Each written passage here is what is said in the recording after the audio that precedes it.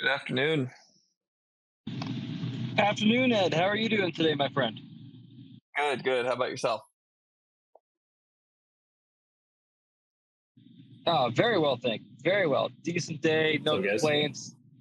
Hello, Mandrik. Thank you for joining us. How's it going, Mandrik? Well, everyone's just piling into the room here. Hey, Pat, how's your going on? Monday going, buddy?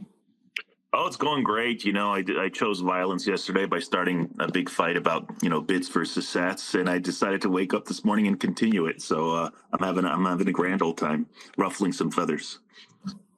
Yeah, I don't get into that fight because it's like getting in arguments with people who support bits like yourself. It's like beating the shit out of a 6-year-old. So I just don't bother.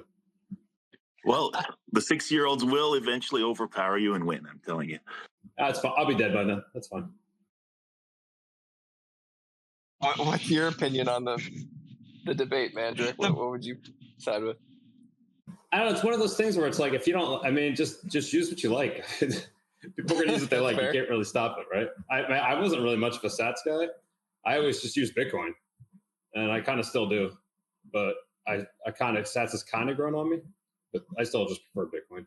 The best defense I can give for sats is I do think the sats per vbyte unit is actually very useful, and even I like using it. So sats per vbyte I'm fine with for mining fees. But if I'm orange pilling someone, I'd rather say, hey, let me send you some bits instead of, hey, let me send you some sats. They're going to be like, sats, what the hell is that? Then I have to spend 20 minutes explaining what sats is, and then next week when I talk to them again, they're still not going to know what sats are. My kids just bought the dip at like 54K. And I was like, cool, you got 0.000 whatever, Bitcoin. And I'm like, oh yeah. I'm like, I guess that's technically this many sats, but I'm like, I don't know. It's not like all that changes when you're used to something from like when you got into Bitcoin. It's just kind of like what sticks, I think, first. Yeah. I think that it's a little demoralizing when you're when you have. But people like big when you numbers, refer to so that's Bitcoin, why they like sats, I guess. Yeah. With sats, it's like I kind of go between just using sats, but when I refer to like acquiring Bitcoin, you're acquiring just Bitcoin. It'll be interesting to see how these sort of things just evolve over time, because whatever we come up with or whatever we want is probably what like the next cohort a decade from now is going to end up using. Like there'll be some application, something else that they're more familiar with, and we'll think they're all crazy for referring to it that way. There's no way we'll be able to. Maybe I think we can push sats along, but that's about as far as it can go. Kind of on a bit of a side tangent there, Mandrik, you're saying that your kids bought the dip recently. I was curious because I saw you posted some photos from Nashville. I was going to ask, how was Nashville? What did the family think? Did they have a good time as well too? And how involved in Bitcoin are the kids at this point? You're on mute right now, I think. I can't hear you. You guys hear anything? Mandrik, I think you're muted. Yep, still muted on my end as well too. I don't hear you. Anybody else? I'll message him quick. Okay, no worries. One sec. You want me to leave and rejoin? Yeah. If you can hear me, we'll try that out, see if it works. Because I think they can't hear you, or you can't hear them. All right, let's try it out again. Hey, how's it going? Can you hear us now? Okay. No, you're good. Did you hear Nathan's question by any chance? I don't believe he did. So, Mandrik, if you can hear me now, pal, I was just curious how Nashville was for you, for the family, and then also how involved in Bitcoin they are at this point. Oh, geez, I don't know. Maybe, I don't know if he still can't hear you. I don't hear anything now. Patrick, are you there? Yeah, he still can't hear us, so I'll message him quickly. Maybe we'll give it one more go, but it might not work for today. Pat, if you want to jump in, I'll be talking in the back channels. Okay. Yeah, I saw Mandrik actually went to PorcFest. So Mandrik was one of the PorcFest OGs. He was like, not OGs technically, but way back in the day when Roger Ver and Charlie Shrem and Eric Voorhees were going to PorcFest. Mandrik was going to Porkfest and selling baklava for like, just like a couple of plates of baklava for like 15 Bitcoins. So, a lot of people were doing that stuff. People were selling smoothies for like 5 Bitcoins a pop back when Bitcoin was worth $1. And then I just noticed, so I've been going to Porkfest for like 6 years, 7 years straight.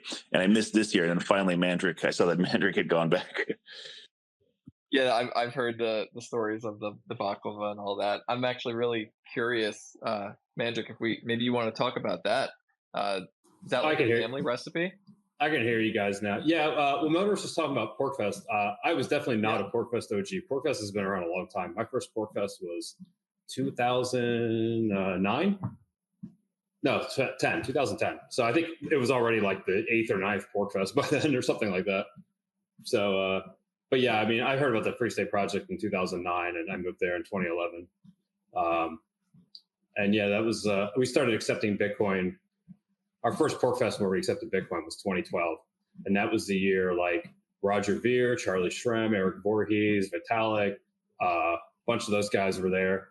And like, paying for everything in cassatious rounds, stuff like that. Like they were just like going around like crazy. I mean, it was a great introductory place for using Bitcoin. And the nice thing about cassatious rounds was back then, like Rogers Campground up there, it actually has internet these days, but back then, like you just could not connect at all. So it was nice to be able to choose cassatious rounds and accept Bitcoin because transactions just weren't going through otherwise.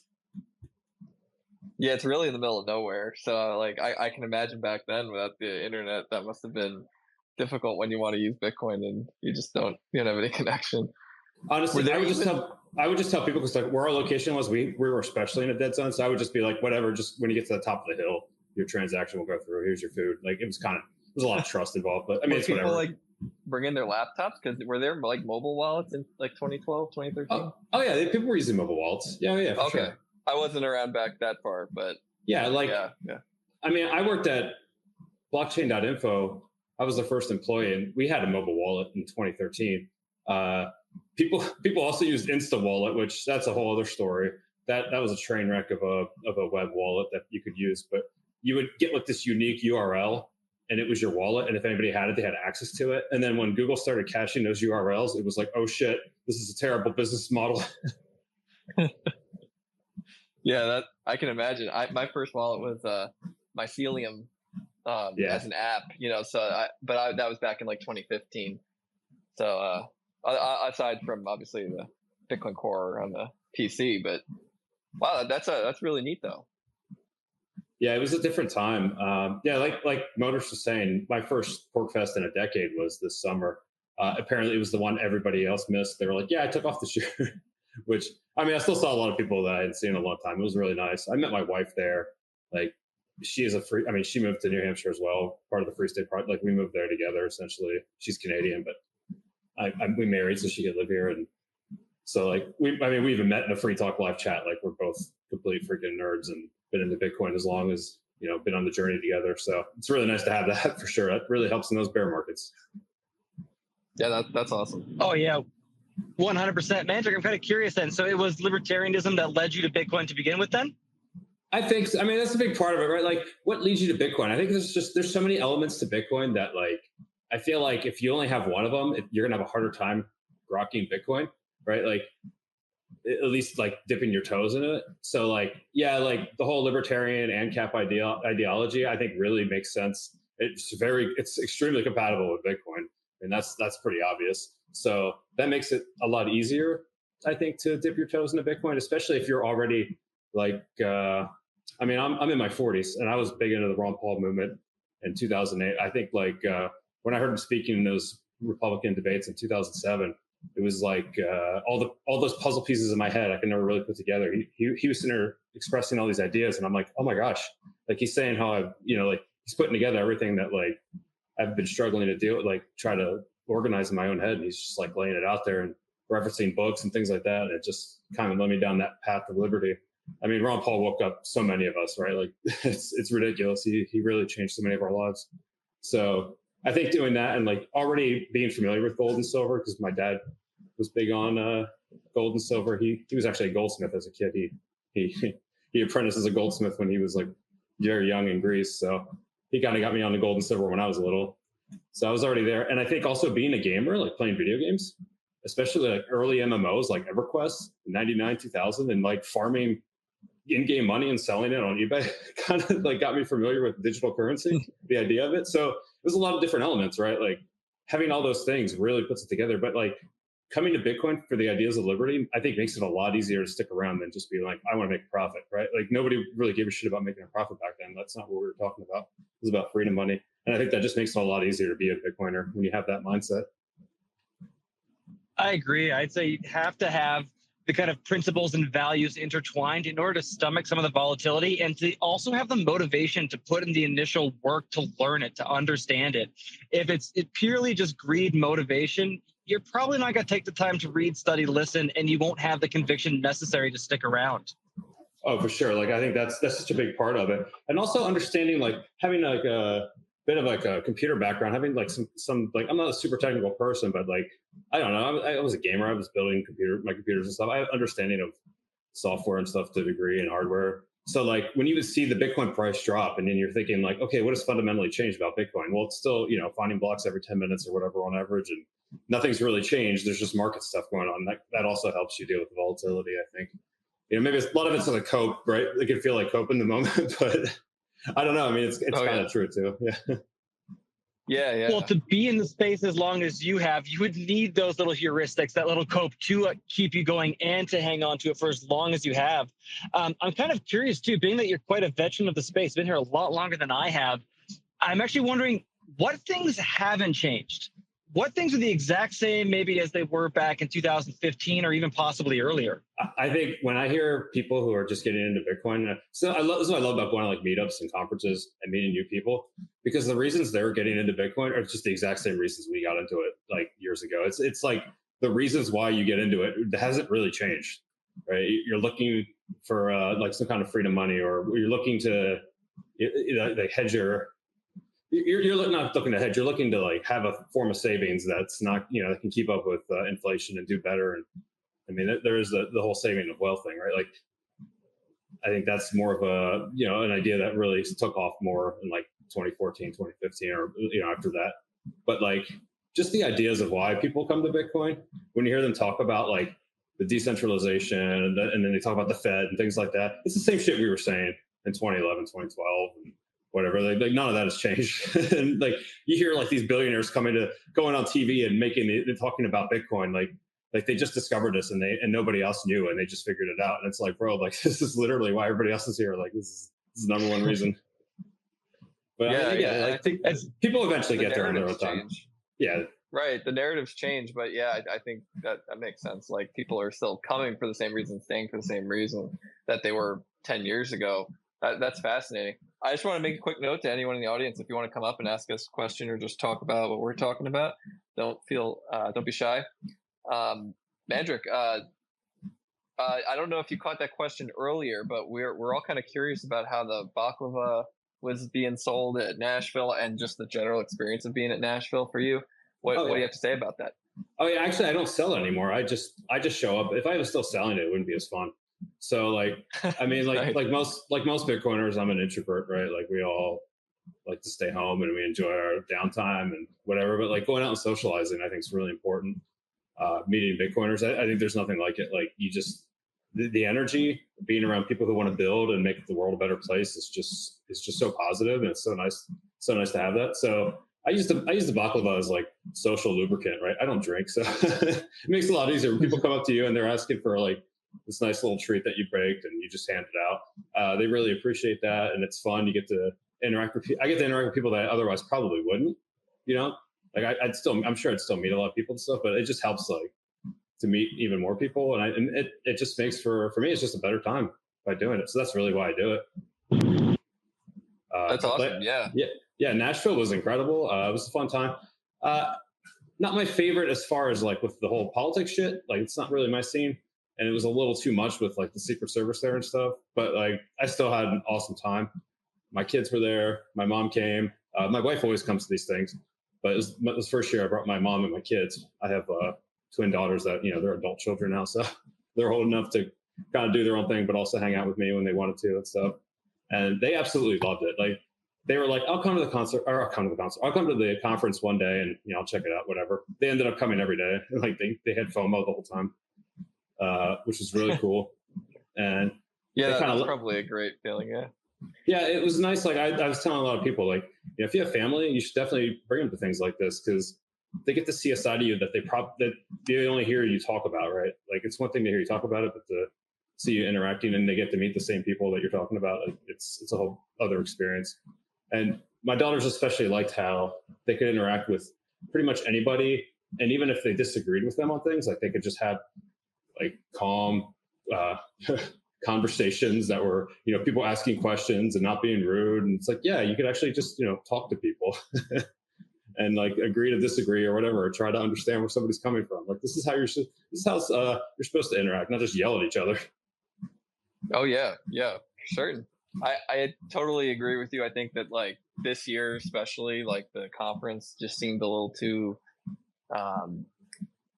like publicized, mainstream, from all the politicians being there. Too much of like a Bitcoin adjacent kind of conference, where I'd probably be more into like going next year when there's not a presidential election, and maybe we're still in a bull market, hopefully that year. But I think all those factors kind of bring in another type of crowd. And I mean, it's good because we want everybody to get in and learn about Bitcoin, but sometimes it can just dilute like the signal that you get from it, if that makes sense.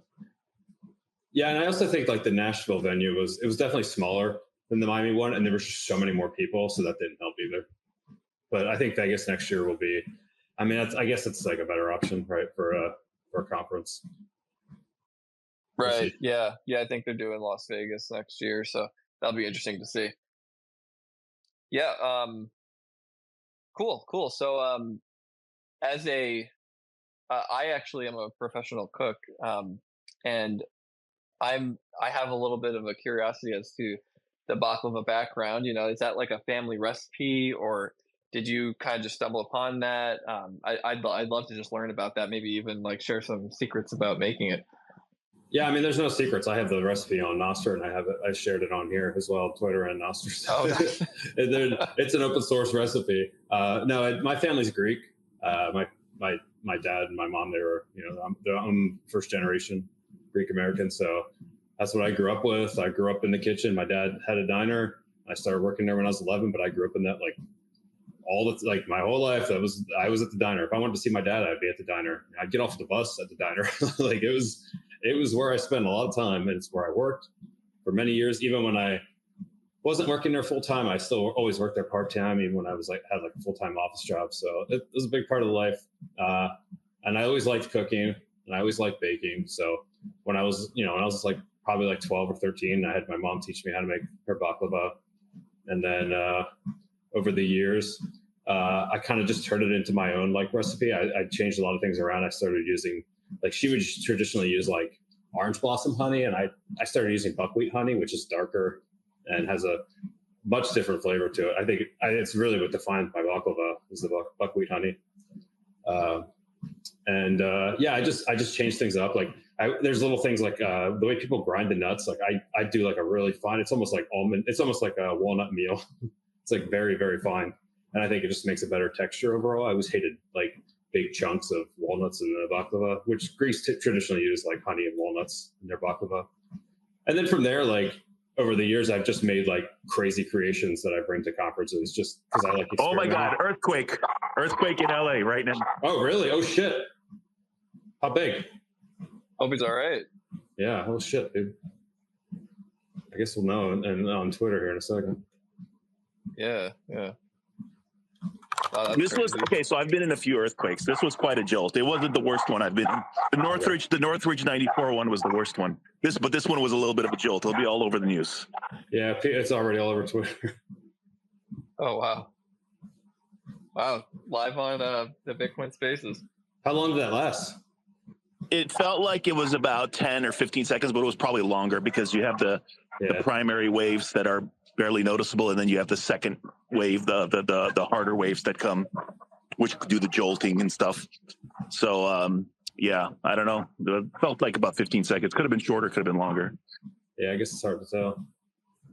I live in the Northeast. I felt one earthquake in my life, and I was like so excited. Yeah, we don't really get them over here. I No. mean, I think the one time that there was like a notable earthquake in like the Northeast, I was actually, so it was like weirdly timed where like I don't think I've ever actually felt one. Oh, Vangel, I see you got your hand up. How's it going? It's going well. Mostly going to be a listener today, but I just had a question for the guest today. I also grew up with a lot of baklava. My grandma would make it all the time, so you know, I was curious to try yours. But I wanted to ask about your experience growing up. You said you went to the diner since you were 11. Do you think that that played a big role in sort of how you value money and, you know, at a young age being exposed to working and being in that environment versus maybe friends you had that didn't work or didn't work until after college? And, you know, how much do you think your libertarian views and views on money kind of were connected to working at a young age with your dad? Oh, I mean, 100%. Like that's so much of it started from that time. That's a great question. I think working early, like as early as you can, is just so important for a kid. When you can make your own money, when it goes from like having an allowance where you just get this money every week or something like for lunch or whatever, to being like, hey, I want a job where I can make my own money and spend it and save. It changes. There's a lot more. You have more skin in the game when it's money that you've earned, right, versus money that was just given to you. So I mean, that taught me at an early age that like I didn't want things given to me. I just wanted to get them myself. Like work for them, work hard, and have my money and save that. And I think that really shaped a lot of my views because like my parents are both they were always Democrats, right? Like I grew up with more liberal household, I think. Um, so like my libertarian ideas didn't really come from them. Uh, and like I saw my sister, she didn't really work till later, till she was like 16 or so. That's when she started working at the diner.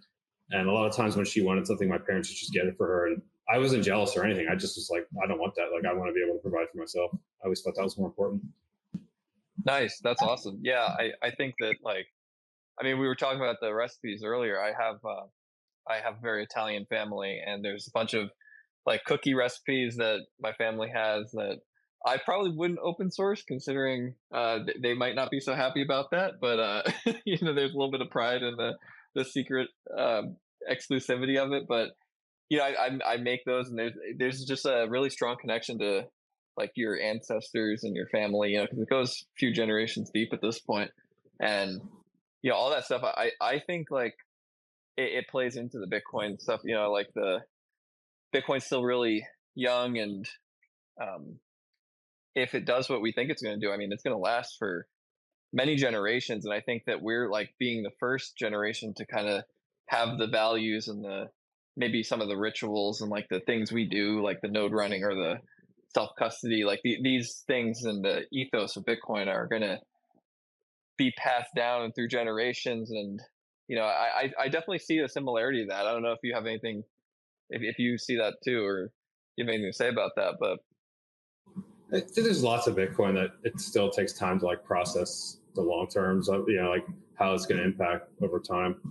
A lot of things where it's like someone calls themselves like a big Bitcoin expert, and it's just like, what? How can you be an expert? Like we still don't know what the hell is like really going on here, right? Like I feel like we need more time to figure all that out. But like, yeah, it is interesting to see what like impact these things will have on future generations for sure.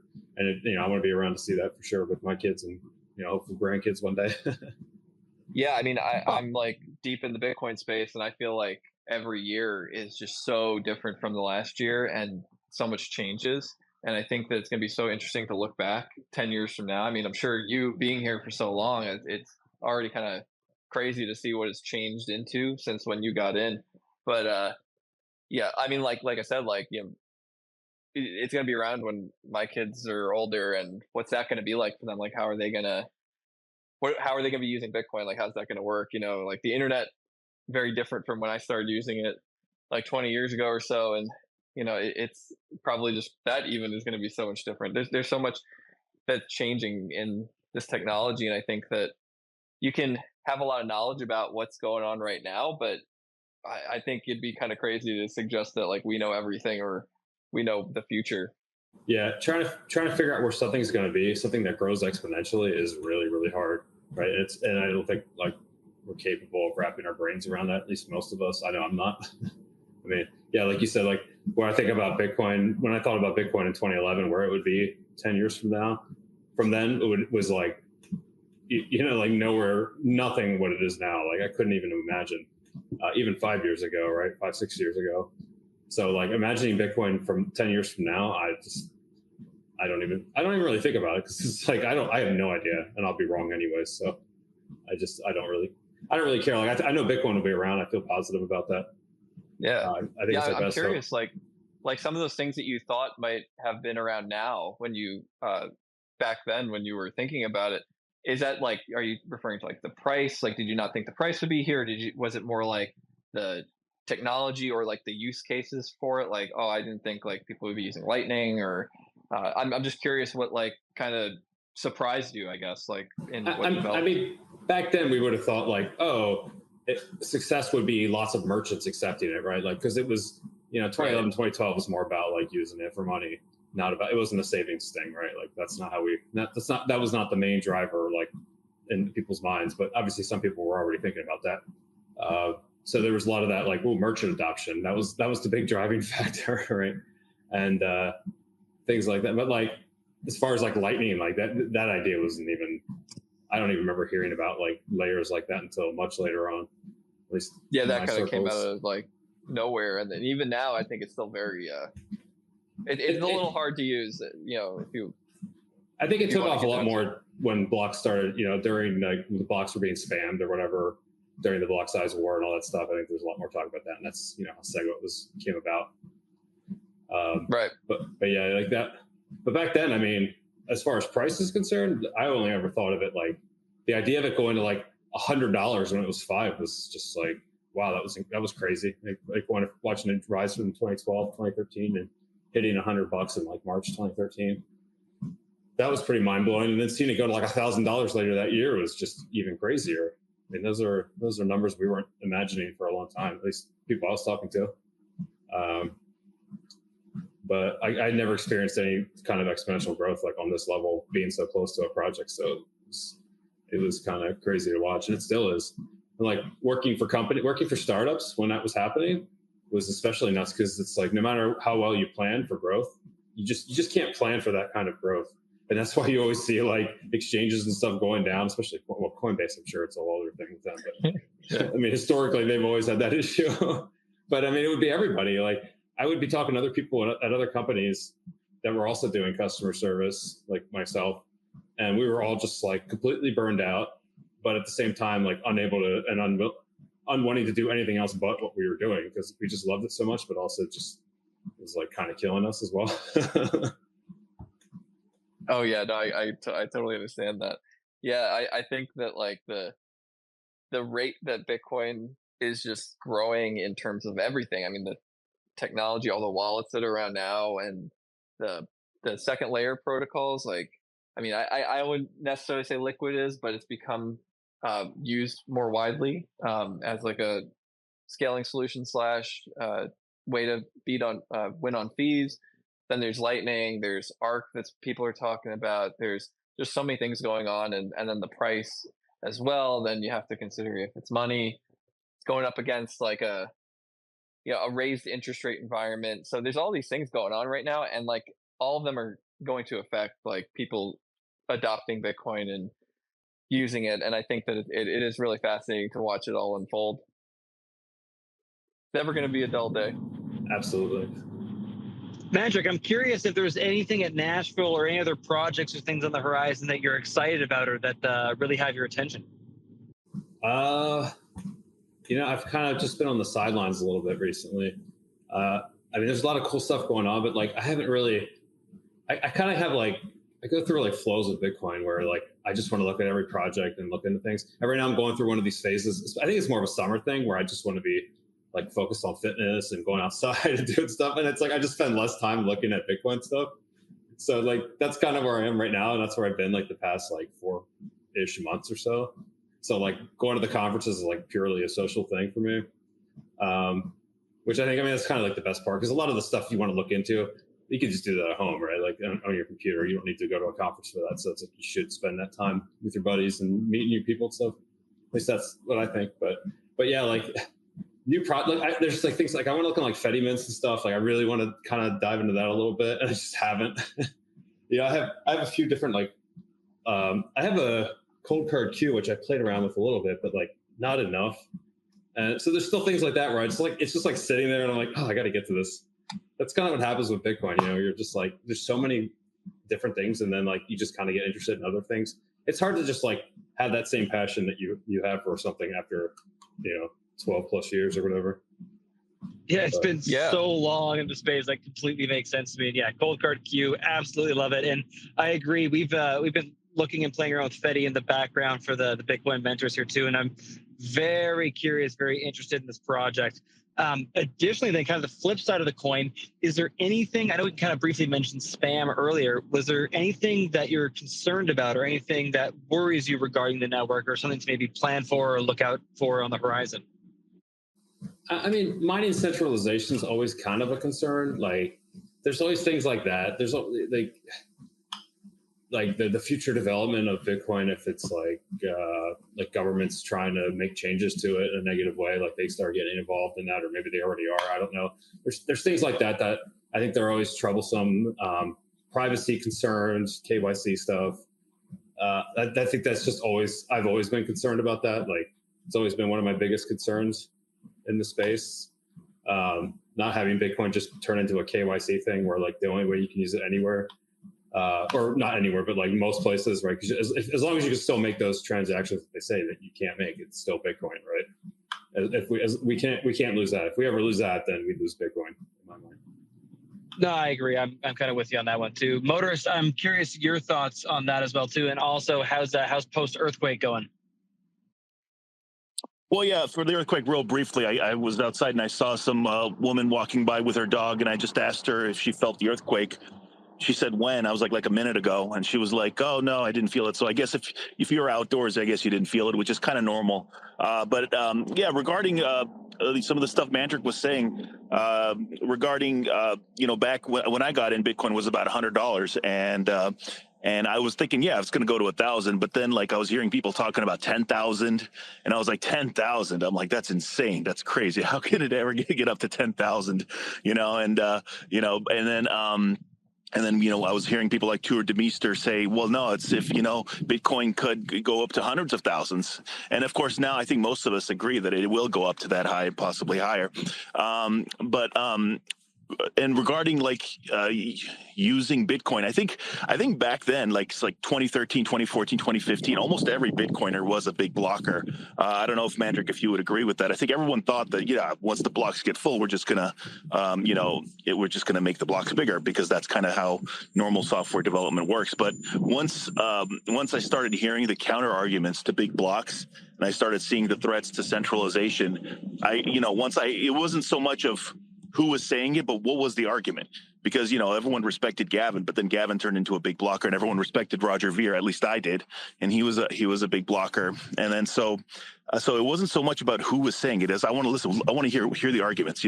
I'm not a computer science major, but I can at least reason through what the pro and con arguments are. And as far as myself, with recent developments, I use Bitcoin. I use Bitcoin because it's more convenient than using fiat. It literally is more convenient for me to use Bitcoin because I run an NFL pool, and it would just be impossible for me to run this pool if I was doing it with fiat. But last year, I was kind of hit because right when somebody won the pool, I was trying to pay them out. I was trying to pay the winners out, and it was right in the middle of the worst of the spam attacks. So I talked to some Bitcoiner friends, and they kind of green pilled me on Liquid, and they're like, "Hey, Liquid." I was like, I wasn't much of a Liquid person, but I was like, you know what? Let me try to learn this stuff, see if I can incorporate Liquid into this pool. And this year, I've actually started doing that. So I think that. Over the long term, there's so many people who have so much money invested in Bitcoin, whether it's hodlers or miners or other companies, that I do think that whatever threats come across, and there will be threats, I don't think people are just going to walk away and admit defeat. Whatever threats come along, smart people were going to come up with good solutions to counter these threats. So I'm very, very optimistic and very bullish long term. Yeah, I don't know what others think about that, but I'm extremely optimistic for the future of Bitcoin. Yeah, it's interesting you mentioned the big blocks thing, especially back then. I don't know if I was necessarily a big blocker, but I think I agree. Like the general consensus was like, yeah, we'll just make blocks bigger one day, right? And then when you started hearing the arguments and you were seeing like companies basically saying like we want to change Bitcoin so it fits our business model. That's kind of was a big red flag to me as somebody who worked for one of them who supported bigger blocks and wanted to do all the Segwit 2x stuff. So it was kind of weird when it's like, I mean, I was hired by Roger Ver at blockchain.info. And before that, I'd worked at BitInstant with Charlie Shrem. So it's like, I'd worked in the industry. I knew pretty much everybody back then. Like it was kind of like if you worked in the industry back then, you just kind of knew everybody. I mean, I worked with like CZ, I worked with Andreas, I worked with a lot of people. And it was kind of weird reaching a point where you kind of had to step back and be like, you had to say something publicly because it's like the company is making these statements saying like, we support this. And you have to, at some point, just come out and say, hey, we don't support this. Like I work here, I answered these support tickets. I am not in favor of this. Like, I don't think we should be changing Bitcoin just to suit these business models. Like it's not like their argument's not good. Like it wasn't necessarily that I was against expanding the block size. It was just like, this doesn't seem like the right reason to do it. Right. Like the motivation for this is very, very, very, I'm like very cautious, but I'm like, I don't know. Like we only have one chance to not screw this up. So let's not screw this up, please.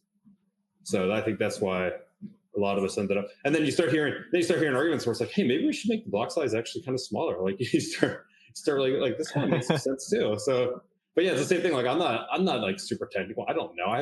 There is some appeal to other, people's brains that you have to at some point be like, okay, I have to listen to these different sides and just form my opinion based on that. And I think the cautious side just makes more sense for Bitcoin. Yeah, no, I completely agree. I think it's even more interesting when, I think we've seen it over the last year or so with the fees rising and the block space being filled up, and all these people suggesting, I think we need bigger blocks, guys. And I'm like, did you not hear? Do you not know anything about Bitcoin? Like, are you new here? Like, it's very weird. It's almost surreal. And like, I was in Bitcoin through the block size wars, and granted, I wasn't as involved as I am now and don't have all the knowledge I do now, but it was still like on my radar. I think it was impossible during 2017 and the years around that, during it going on, to really not have some kind of idea or opinion on it. If you were, especially if you had Bitcoin or if you knew about Bitcoin, because it permeated all the discussions everywhere. And yeah, maybe we could talk about that a little bit. Maybe what do you think is do you think that's just like a lack of the history, I guess you could say? Because I mean, it's not that long ago, but at the same time, new people coming in, it kind of ties back into what I was saying with like some of the core principles of Bitcoin, like have to be relayed through future generations and as newcomers come in too. Like there almost has to be this like I don't want to say dogmatism, but like something similar to that, where there's like, okay, no, like we have a history of Bitcoin, and like big blocks don't work, and they've already tried that, and like if you want bigger blocks, you just go use a different version of Bitcoin. Like why are we going to fork again? I don't know if you have any comments on that. Maybe one day there will be a solid argument why blocks should be made bigger, and like how that's presented is obviously important and all that. But like I think a lot of times when people that are newer to the space come in here and say stuff like that, maybe it's like I just heard about Bitcoin and I'm here to fix it kind of meme, right? Like it could be something like that. Yeah. But there are also a lot of people who do come to Bitcoin and are new and are saying things, and it's like you can learn a lot from them, right? It doesn't matter if you've been in this space for 10 years or whatever. So you don't want to get into that mindset where it's like, oh, they're new, what do they know? But you also like, maybe they could be so new that they don't even know what they don't know yet, right? Like they haven't reached that point yet where where they finally realize how much they don't know. Because there's a lot of that in Bitcoin. Yeah, for sure. I mean, I found it fascinating, some of the for the typical like Michael Saylor coming in and say what you want about it. I know there's some debate over his specific use of like crafting a narrative around Bitcoin, but he's been very effective in that. And you could argue like he got it kind of quickly and formulated that in a relatively short time. And I think that helped other people come in. So like there doesn't have to be this like cult like dogmatism of like what Bitcoin is, but at the same time, learning from history and understanding like, there are reasons why Bitcoin has been successful, and part of that is the decentralization of the network, which requires, a certain amount of block space and not tampering with that. I think he and others have used the analogy of like it being like the laws of physics in the universe, like gravity is constant, and there's block space should be constant, just as the supply cap should be constant. Like these are things that like we build on top of and we work around instead of trying to play God and like alter these things, if that makes sense. No, I think it does make sense. It's ultimately any change in Bitcoin comes down to like, to me, is like, is the argument solid for this? Like, what's the reasoning for this? Things like that. I try to like not look into like the personal attack stuff. I mean, that could be, but sometimes that does have to play into it, right? If it's like somebody who's like, oh, you're running this business and you're trying to make these changes to fit this business, right? Like what's the real motivation here? But like, it's like, yeah, what's the reasoning? I've been using Lightning for years. I know people have mixed opinions on Lightning. I freaking love it. I don't know. I've been running a Lightning node for a while. I don't know. Like I haven't had any major issues with my node or anything. I just use it. I use Lightning all the time, probably every day. Oh yeah. I love the people that say like Lightning has failed and Lightning's broken when I've been using it and I still do use it. I mean, yeah, nothing's perfect. It's still pretty new. I mean, it's not going to work 100% of the time, but I mean, to say it's broken or it's not going anywhere, it's kind of ridiculous. I don't know. I see yellow. We got yellow up here too. Oh, it's like the people who say you can't, Bitcoin's not used. You can't use it for money. And then I see these tweets from Francis from Bull Bitcoin every day, being like, "Hey, I just bought this honey with Bitcoin. Like, what are you going to do about it?" Like, I love that shit because it's like, yeah, you can't use Bitcoin for money, and you're like, oh, okay, I've just been living off of it for the past decade, but sure, that's fine. Right. Or I've been selling goods, for receiving Bitcoin. It's on the other end of that. People accepting it as payment. I mean, it's pretty funny. Hey, Yellow, how you doing? Yeah, what's up? What's up, Malaka? How you doing? How are you, fellow Malaka? Yep. Malaka's I love Yellow. He's a great guy. I'm good. Yes. I heard also that Bitcoin isn't even money, like at all. Yeah, I don't know. Talking about that. Yeah, it's not even money. Like Iraq pulled a lot of yayadas, papusas, were making papusas in El Salvador because I gave them money for it. And I'm really sorry about it. I just landed. Yeah, that you're not allowed to do that. Yeah, they were taking Bitcoin, so I was like, okay, but now I learned that Bitcoin is money, so I'm sorry. It's okay, Yellow. We all make mistakes. Yeah, I love when people tell you what Bitcoin is, what you can and can't do with Bitcoin, right? And you're just like, oh, okay, sure. But it gets kind of ridiculous too, but I think it comes down to even that element of treating it like a protocol versus like a startup or a company. Like I think that's a really hard thing for people to get their heads around. And you're right, because you see it feels, who made a comment about it earlier? It feels weird. It seems like we got a whole bunch of TradFi people popping into space now, dancing on Bitcoin's grave. And I'm not really sure where they're all coming from.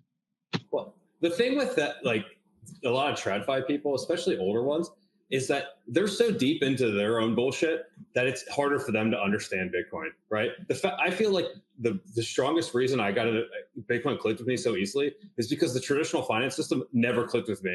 Like, I don't know how many people I talked to when I was in my first marriage and all this other stuff about investing money, and they're sitting there explaining things to me, and I'm like, this all sounds like bullshit. Like, none of this kind of makes sense how the system works. Like, I get it, but like, I don't really get it. Like, this just seems like kind of fraudy. Like, it's kind of messed up. And then you hear about, come on, dude, we'll just right? issue more debt on top of the debt to pay for the old debt, and then we'll make new debt. That'll be fine. Because it's like, in my brain, I'm like, okay, if I did any of this, I would go to jail, right? Like, they would just lock me up. So like, how come they're able to do it? Like, this doesn't make sense. And then you hear about Bitcoin, and they're like, oh, it's so complicated, it's so hard to understand. I'm like, actually, it's to me, it just made sense. On the basic level, obviously. Right. Yeah. You look As an econ major, that's I could say as an econ major and someone who studied finance that it's all alchemy. There's no science behind this econ stuff. I got my degree by listening to what my professor said and then regurgitating it back to them. It had very little. It was all basically dogma and alchemy, and that's the stage that econ is in right now. And hopefully, Bitcoin fixes that. And that mindset makes it harder to grok Bitcoin if you believe it, right? If you fall for it, if you actually think it's true, that's how the world should be run. Yeah, you look at I like the completely governments agree. that are they're like how much in debt are they? And they're still spending. Oh, and they're running a deficit. It's like, okay, if I did that, if I like decided to just run up my credit cards and just pay off those credit cards with new credit cards, and I could just keep taking like, how does anybody think this is like a functional system? Is beyond me. But it really is. I think there's a lot of credit to that when you spend a lot of your life just like learning that system and all the complexities of it because it has to be complex to make any sense. uh it really just makes it hard to understand Bitcoin, which I would argue is just so simple in comparison. It's really, you know, a few kind of core ideas, and then if you want to get technical you can get technical, but you know, a car is very complex if you get deep in the weeds with it, but it's really just, you know, an engine, there's some wheels, and it drives, and anyone can use it. You know, it's not like a you can't put you could put someone in front of a Bitcoin wallet and they can use Bitcoin and give them a node and they can use it. But if you tried to put them in front of like a, you know, a terminal on Wall Street, I don't know, like how would they function with that? Would they have even the slightest idea how to run the system? You know, it's kind of crazy. Well, it's interesting too with these different TradFi accounts popping up. I legitimately cannot tell if they're satire or not. I don't know. We could all be getting trolled very effectively, and I have no clue if these guys are actually serious with what they're saying. Oh, they're No, serious. that's a good point. I'm sure some of them are. Yeah, that's scary. That's the scary part, though. But yeah. If anybody has any questions, come up. I Raise your also hand. I also feel the thing that we're saying about everyone like telling you what Bitcoin is. Like I also feel like it's also a continuation of that. Bitcoin is getting bigger, and everyone now has to have a camp. Like everyone has to have a thing that is different than the fellow Bitcoiner for some reason, and I found it hilarious. I remember Mandrik would also remember that. I remember a time where everybody in crypto was a Bitcoiner, and we had a simple list. That list was, first of all, we love Bitcoin. Second was, okay, that alt is a new alt. Let's check it out. And then there was like a checklist where it goes very simply. It goes like, does it have a pre-mine? It's a scam. Is there a company behind it? It's a scam. Is there a central figure behind it? It's a scam. Like, so everybody was together in this thing, and everybody had a different perspective, but there were no camps as much, you know. And now everybody has to have a camp. Now everybody has to be no, Bitcoin is that thing, good only for that thing and not for that thing, and it doesn't work very well that thing. So stop working, or you're like a you're like a hater or a trader or whatever you are. So I think it's like a continuation also of that kind of mentality, and that is a part of getting bigger and bigger, I feel. Yeah, it's Yellow. Is it proof of stake? Is it proof of stake? It's a scam. Yeah, Yeah. it was a very different time, like Ella said. That was true. But I think anytime something grows to how big Bitcoin has, you're just going to end up with so many more people. Like I've told people this before, how I remember going to a meetup in 2013 when the bull market was taking off. The price was like, this is the early, like there was like two bull markets kind of in 2013 where it like shot up to like 266 in the early part of the year and like $1,000 at the end of the year. And it was like a meetup when it was like that run up to 266. I was working at BitInstant and I was in Manhattan, and I went to a meetup there. So there's a lot of people I didn't know, and I walk in there and I'm just talking to people, And I'm there like 10 minutes and I'm like, holy shit, this isn't a room full of ANCAPs. Like, these are like status, like people who aren't even like, they're not even libertarian. It was just like so weird for me. I was like, what the fuck? And I kind of learned early, it's like, you just have to accept it. Like, Bitcoin is going to be for anybody who wants to use it. So you better get used to this because they're going to come here with different ideas and they're going to, whatever. It's interesting too. Just what I was thinking about when Yellow's comments there was that it's gone from the point where now everybody knows the name. Like that is just, it's almost like as ubiquitous as Coca-Cola. So Bitcoin is out there. Everyone knows the name. And you're right. We're in this new phase and maybe even coming to the end of it, where now not only does everybody know the name, the brand Bitcoin, they also need to have an opinion on it. Yeah, because like even people that are no coiners are OG Bitcoiners somehow, because they will tell you, they will have stories about it, you know what I mean? Old stories. They never bought Bitcoin, but they will tell you their story of how they kind of went to Bitcoin and they used to, I heard it from a friend from 2003. And I kind of bought Bitcoin, but I never did. They will always have a story like that. They left it in they left it on an old Gmail account from 2004, right? Their Bitcoin. Dude, I used to mine Bitcoin with my fridge, my smart fridge back in 2011. Yeah, it's so funny you say that because when you, oh my god, it's so true. I've heard you always hear these people. It's like, yeah, like they're OGs, but they never actually got into Bitcoin and they've never held a single set. It's so funny. My favorite are the people who, and Yellow, I know you can relate to this, probably motorists too. The ones who like, they knew you before Bitcoin, so they already knew you're kind of just like this autistic retard. And then like you get into Bitcoin and you won't shut up about Bitcoin because you are an autistic retard. And then like Bitcoin goes crazy and everything you said to them, 10 years ago is right, but they still know you as that autistic retard and they still are like, I don't know, like they're like, yeah, Bitcoin, okay, I get it. I kind of get why it's a thing now, but like you're still wrong because reasons. Yeah, you can't be the archetypal in your hometown. Yeah. It's the archetypal Bitcoiner hero journey where you start off as that autist that discovered Bitcoin, no one takes it seriously, and then you were right, but no one still takes it seriously. The funny thing about those guys is like old friends of mine that will do that to me still. Their argument will be like, you were lucky, shut up, you're retarded. And I'm like, dude, I didn't consistently buying for years and years, every month. How am I lucky? Yeah. Their argument is like, you were consistently lucky. Yeah, I love that, dude. I have family members like that. And it's like, and like I have friends, like close friends still, that still say that to me. And I love it. To me, it's just like, I'm like, I don't know, like, how could I be mad? I mean, like, like I made like the right decision, and that's kind of cool. Like, it's actually, as a libertarian, like you get so used to losing that when you finally win, it's like, what the fuck do we do now? Like this never happens, like that's something you gotta have to accept. I know American Hodl talks about that a lot. Like libertarians are just like, they love losing. Ain't that the truth? Yeah, to kind of I see Token has their hand up, but to kind of riff on what you were saying, Mandrik, the closest for me would be my dad passed in 2016, but I was in Bitcoin for since 2013, and he would be like, "Oh, the government's going to shut it down." And then my dad was telling me, and then he would call me and say, "Hey, Patrick, I just saw an interview with the CEO of Bitcoin." I'm like, "What are you talking about?" Like it's like all these silly things that It was like, "Oh yeah." I'm sure if my dad was alive today, he'd still be texting me saying, "Oh, I just saw an interview with with the CEO of Bitcoin on CNBC," something like that. That's awesome. Hey, Charlene, I see you got your hand up. Hello, gentlemen and fellow ladies.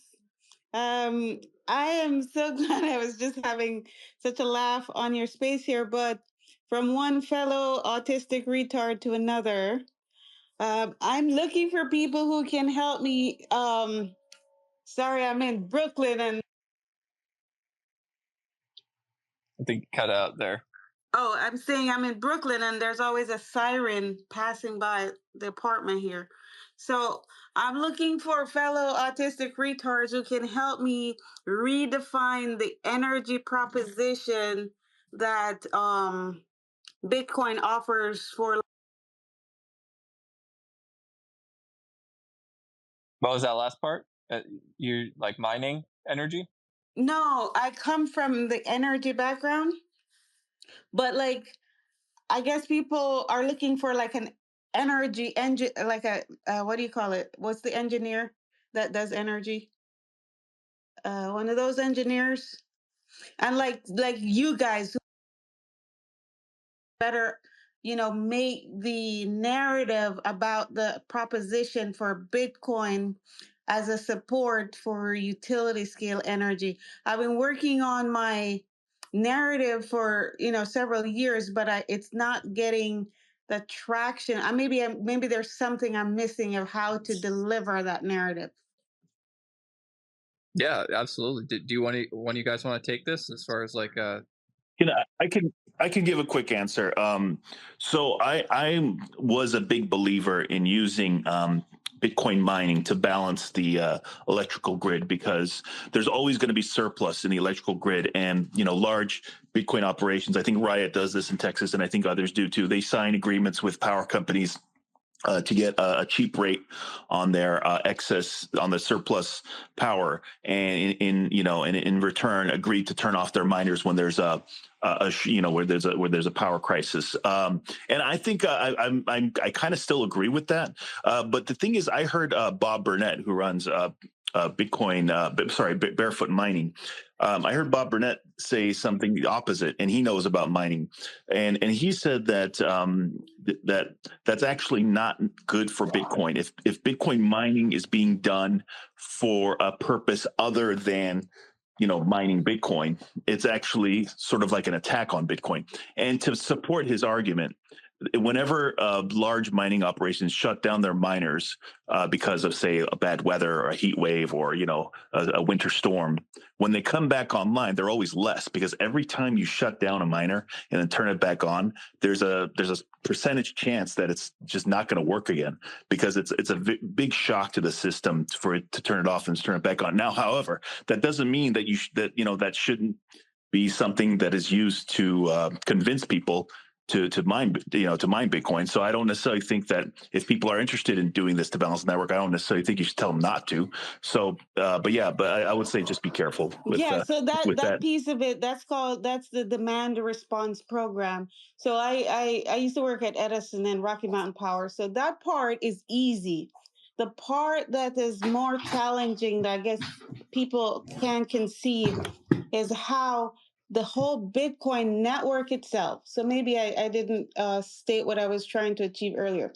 So you know how it takes kilowatts to run the machines or the nodes. It takes energy. The proposition that I'm making is that the kilowatts used to create that block, the value of the energy used, is actually what gives Bitcoin its value. So the value in the Bitcoin comes from the actual energy. Like no other process captures the energy used to create it back into the value of the product. For example, you get some things at the dollar store where you're like, I'm sure it costs like more than $1 to make this.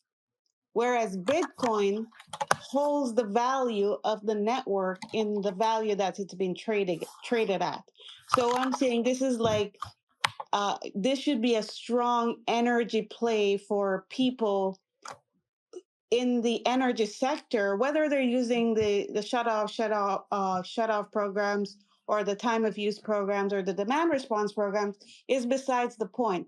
The fact is, every single block or every single Bitcoin is maintaining a value. People saying, I can hear you typing. Somebody else is doing something. I'll shut up if you want me to Sorry, I shut unmuted up. myself. My bad. No, that was my bad.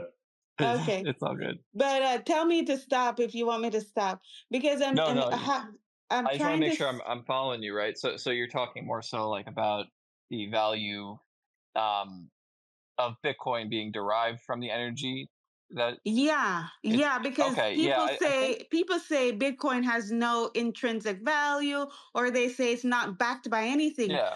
But once they realize that Bitcoin is backed by energy, because the value in the Bitcoin pricing actually comes from the amount of energy being poured into the network. Something like that. I'm not really a fan of that argument. Like, I don't know how you can back it by energy, because it's like, if something's backed by gold, that means you can redeem it, right, for gold. I can't redeem Bitcoin for like electricity, right? Like, well, I have a method to do that. We do have a method. But that's not really. I'm saying, like, that's not really, like, that argument never really made sense to me. Like, when I hear people say like Bitcoin is energy or whatever, like, I don't know. It just doesn't vibe with me at all. Okay. Nathan, you got your hand up. Did you want to add to that? Yeah, I was going to say that, unfortunately, and I apologize, I am in no way trying to be a jerk, but I'm probably going to be a jerk, is that I'm the worst person to talk to on the subject, because I would completely agree that Bitcoin has no intrinsic value, because I would say that nothing has intrinsic value, that it is not dependent on the components like the energy or the materials that are going into it, that all value is in fact subjective and then at the margin of people who voluntarily exchange it. So well, I can understand the sentiment of where that could be good for communicating with people. Realistically, at least for where my standpoint is, Bitcoin has value because I value it, and so do others. And that's as weirdly simple as it is. That's where I land from the kind of the Austrian view. Same. Right, like Bitcoin. Yeah. Bitcoin requires proof of work and energy to be created, but I don't think that necessarily means that it's backed by that. And I think that you can kind of, like, to what Mandrik was saying, that to be backed, it requires an exchange for that those two goods between each other, and with Bitcoin energy, for instance, that's going to require a willing party on both sides to sell and buy the Bitcoin or the energy, and you can't go from Bitcoin back into energy unless you're, I guess, like, paying your utility bill or paying for electricity with the Bitcoin. You're not just going to, it can't just be unilaterally changed into electricity, if that makes sense. Yeah. So I'm not saying that either. Yeah. Because, like, if I buy gold with Bitcoin, that doesn't mean Bitcoin's backed by gold. It's in the same sense, right? Right. Right. Okay. So from an electrical engineer point of view, okay, for example, you know what a substation is.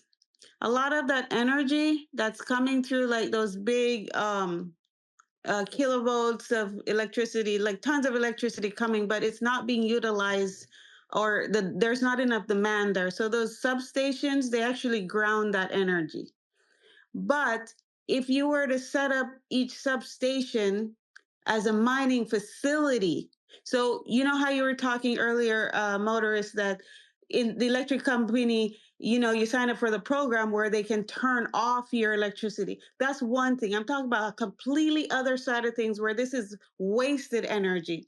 So Bitcoin can capture that wasted energy, has nothing to do with, weather or climate or anything. It's just they're like a spillover, a bucket to catch the excess energy that the substation would be grounding, which I can tell you with certainty that we're grounding, probably 20, 30, 40, even 50% of our energy on a daily basis is being grounded at those substations.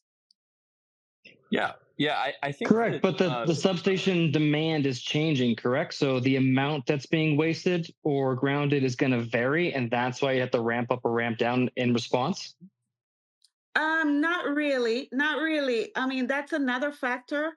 What I'm saying is there's a certain amount of base load, and then there's a certain amount of ramp up percentages. So outside of that, just because the power, say a power plant has to generate, it's not like they're not changing how much is being generated at the power plant. It's all being adjusted at the substation. So inadvertently, that's the only way they can offload the energy, besides ramping up or ramping down. There's another range where that's getting dumped no matter what. It's like when you buy a banana, you're going to throw the banana peel away no matter how much of the banana you eat. So the banana peel is what I'm saying could just be diverted to the Bitcoin miner locally. Yeah, I think you're talking about, I think, flare gas. So there's a company, shoot, I forgot the name of it. Bitcoin works for them. That kind of specializes in going upstream data, and telling them how they can. use their flare gas, their wasted gas, to turn it into Bitcoin, which is fine. And again, there's also trapped energy. Let's say you have a power station in a remote. I know people don't like to say Bitcoin is energy, but I mean, in this sense, the analogy sort of works where it's a power station, but it's in a remote area where there's nobody around to use that power, but it's kind of like wasted power. So you can turn that into a Bitcoin mine, which I think those are good ways to use if you have like trapped power, like a hydroelectric source that you could just use to generate Bitcoin instead of, say, powering a house, which is like too far away for it to be monetarily worthwhile. And I do think that I do think that using the energy argument to say, well, it's the energy is a cost. It's not where the value comes from. So I think sometimes people get this backwards. It costs electricity to generate new coins. So, but that cost is not the same as value. Sometimes we interchange those. So it's kind of backwards. However, I do think that saying that it is anchored to something, Bitcoin is anchored to something in the real world. It's not backed by electricity, but it is somehow an anchor to the real world where it's not just The word is a token coupled. that's generated. Did you say coupled? Yeah, exactly. Yeah, exactly. It's somehow anchored to some cost which is required to its generation. So it's not just completely, it's not the same as, say, airline miles, where somebody on a computer can generate 1 million airline miles and give it to someone. So it's something that is actually anchored to something in the real world, and it's not backed by energy, but in a sense, I guess I can understand how we can use that argument to explain to someone that it's not just data. It's actually something that requires energy to manufacture. Yeah, it's a theoretical thesis, which is what I'm exploring. Yeah, no, I think it's a very interesting conversation you brought up. I appreciate that. If anyone else had anything to add to that, you can go ahead. But we are hitting over an hour now, so I want to give Mandrik some time to give any closing thoughts. Upstream data. Upstream data is the name of the company. Yeah. Thank you. Yeah, Mandrik, did you have anything else you want to add, or any closing thoughts before we wrap up the space today? No, I mean, I think it was nice. I think we had some good conversation. It was really cool talking about it's just a variety of topics there. It was fun. Yeah, no, I agree. Thanks a lot for coming, by the way. We appreciate the conversation. I enjoyed it. Definitely learned a little bit. And if you guys want to come in and tune into the next space, we do it Monday, Wednesday, Friday at 3 p.m. Eastern time. Make sure you give Mandrik, Yellow, all these guys up here a follow, so you can learn more about what we're talking about, what we're doing. And if you're interested in Bitcoin Mentor, you can go to bitcoinmentor.io and you can email one of us or book a free session and just talk, and maybe we could help you with your Bitcoin, self-custody, or running a node, maybe some mining or whatever. We all have different skill sets that we can help you out with. So looking forward to the next chat, and take care, you guys. Have a good one. Take it easy, guys. Thanks for having me on. Cheers. Bye, guys. Thanks for coming by.